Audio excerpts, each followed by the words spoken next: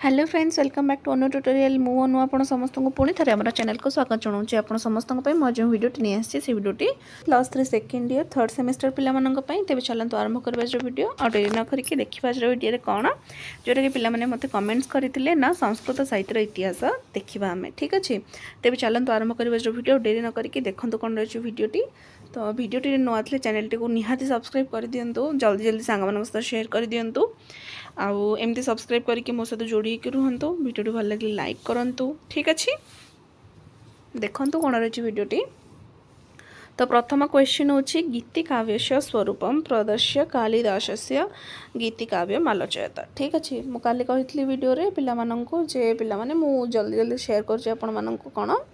ना कौन बहुत जल्दी शेयर करदेवी आपण मानक सहित संस्कृत साहित्य इतिहास सेटा मु वीडियोज नहीं कि आसी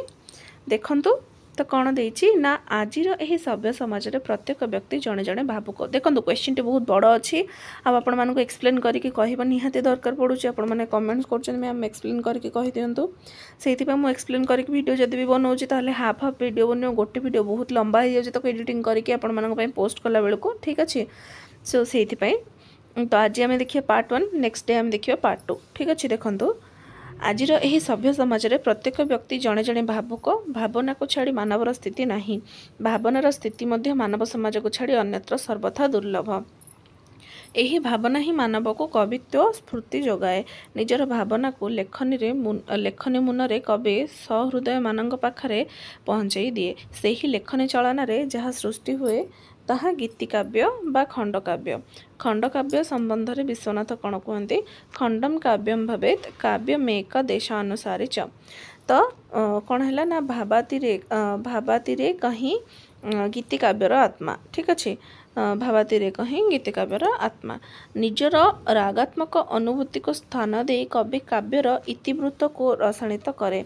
इतिवृत्त होचे माने कौन ना कथावस्तु जेतेबेले कवि हृदय को सुख दुख राग प्रवृत्ति आश्रय करते सेतेबेले अनुभूति बाह्य अभिव्यक्ति हुए सेथिपई आलंकारिक मानक द्वारा सिद्धांतित रस ही प्रधान गीति काव्य विषयर उपस्थापन नाममात्र होइथिला बेले कविंकर व्यक्तित्वर प्रतिफलन बहुल मात्रा रे थाए विषय वस्तु पाई कवि निज हृदय बाहर को न जाए निज अनुभूति प्रस्तुत कल्पना को भावयुक्त कर सुंदर शैली रे तथा सुमधुर शब्द विन्यास पूर्वक काव्य स्थान दे थाए उक्त गीतिकाव्य मुक्तक तथा प्रबंध भाव में द्विविध जहाँ संदर्भ प्रवृत्ति बाह्य उपकरण गुड़िकर मुक्त होई स्वयं रसायनित हो जाए ताहा मुक्तक मध्य लौकिक धार्मिक भेदरे दुई प्रकार लौकिक मुक्तक समाजर विविध विषय गुड़िक सहित संबंधित धार्मिक मुक्तक हेउछि कौन स्वत्र ठीक अच्छे बा देवस्तुति संबंधित यही दुईविध काव्यर सृष्टि वैदिक काल आरंभ होइछि मुख्यतः ऋग्वेद ही यार उपजीव्य पुणी मध्य गीति काव्य को 5 भाग विभक्त करा जाय पारे सेगुड़िक हला ऋग्वेद कालिक अलौकिक शक्ति प्रेरित गीतिकाव्य भक्ति रसमय गीतिकाव्य ऐतिहासिक बा भावुक गीतिकाव्य श्रृंगार रस परिपूर्ण गीतिकाव्य संकीर्ण श्रृंगार रसमय बा रहस्यमय गीतिकाव्य ठीक अच्छे सो देखिए नेक्स्ट पेज कौन रही तो ये प्रथम देदेला भक्ति रसमय गीतिकाव्य ठीक अच्छे देछि यार उदाहरण मिले बौद्ध उपनिषद ग्रंथ गुड़िक जो नवीन धर्मर प्राप्ति पर हृदयर विस्मय हठात गीतिकाव्यर पद्य रूप से परिणत हुए तापर अच्छी ऋग्वेद कालिक अलौकिक शक्ति प्रेरित गीतिकाव्य यही काव्य एक पक्षरे धार्मिक भावना प्रधान होता बेले अपर पक्षरे लौकिक कामना प्रधान केतक स्थल वीर रस को मध्य धार्मिक तत्व सहित जोग करा जाए यार स्पष्ट आभास मिले भाषा सुक्त विपाशा और शतद्रु नदी गुड़िकर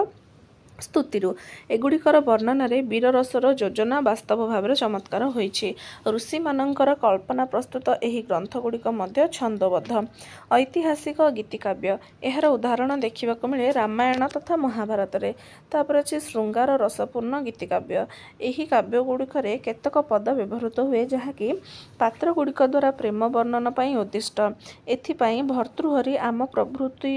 अमरु प्रभृति कविगणक नाम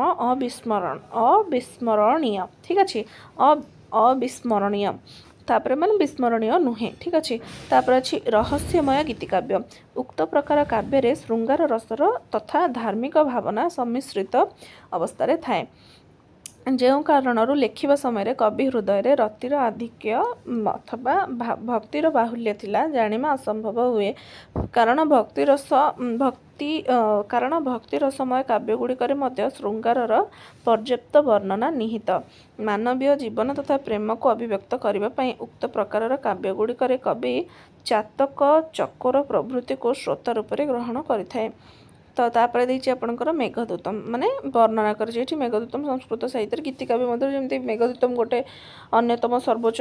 ଗୀତିକାବ୍ୟ କହିଲେ ଅତ୍ୟୁକ୍ତି ହେବ ନାହିଁ। ମେଘଦୂତମ କ'ଣ ଗୋଟେ ଖଣ୍ଡକାବ୍ୟ କିନ୍ତୁ ସେ ଗୋଟେ ଗୀତିକାବ୍ୟ ମଧ୍ୟରୁ ଗୋଟେ କାବ୍ୟ। ସୋ ଆଶା କରୁଛି ଆପଣମାନେ ଏ ପର୍ଯ୍ୟନ୍ତ ଜାଣିପାରିଥିବେ। ନେକ୍ସଟ ଭିଡ଼ିଓରେ ଆମେ ଦେଖିବା ମେଘଦୂତମର ବର୍ଣ୍ଣନା। ଆଶା କରୁଛି ନେକ୍ସଟ କ୍ଲାସ୍ର ଟପିକ୍ ମଧ୍ୟ ଆପଣମାନେ ଜାଣିପାରିଥିବେ। ତେଣୁ ଏମିତି ଯୋଡ଼ି ହେଇକି ରହିବେ ତାକି ଭିଡ଼ିଓ କ୍ଲିଅରଲି ଆପଣମାନେ ମାନେ ଆପଣଙ୍କ ମାଇଣ୍ଡରେ କ୍ଲିଅର ହେଇଯିବ ଯେ କ'ଣ ରହିଛି। এই যে আপনার সংস্কৃত সাহিত্য ইতিহাস হিস্ट्री অফ संस्कृत लिटरेचर प्रथम आम आरंभ करुचे ठीक अच्छे। सो आशा कर समस्त जानीपारे रोचे ये आ गोटे भिडियो मुझे पुणी थर समस्त देखा। Thanks for watching.